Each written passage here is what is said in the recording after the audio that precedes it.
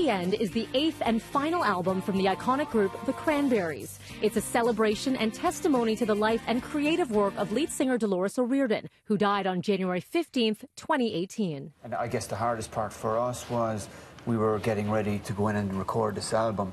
All the demos had been done, so that the next phase is to actually get in and do it.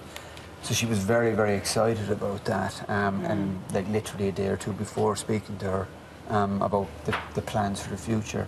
So to get that call on a Monday morning, it was the most unexpected thing. Like, there's never a good time, but I mean, we certainly didn't see it coming. It was a short time after her tragic death that the Cranberries realized they had enough material for an album, and they spoke with O'Riordan's family on whether they should proceed with the project.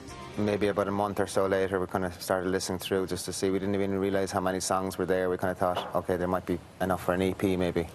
So once we listened to them and realized how strong Dolores' vocal was and the lyrics were great and everything, we kind of said, you know, it might be worth finishing these. So we spoke to Dolores' mom and her brothers and stuff and said, you know, how would you feel if we continued the work?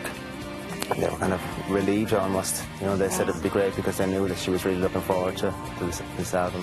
Working on the album also helped the band cope with their own sense of loss with her death.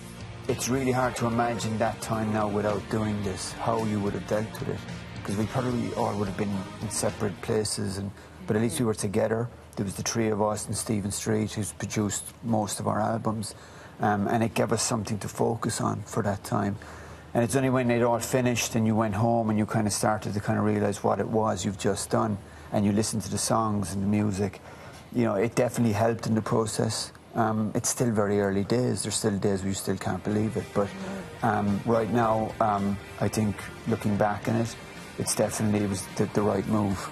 Because we were so focused on what we were doing, we kind of putting all our energy into that.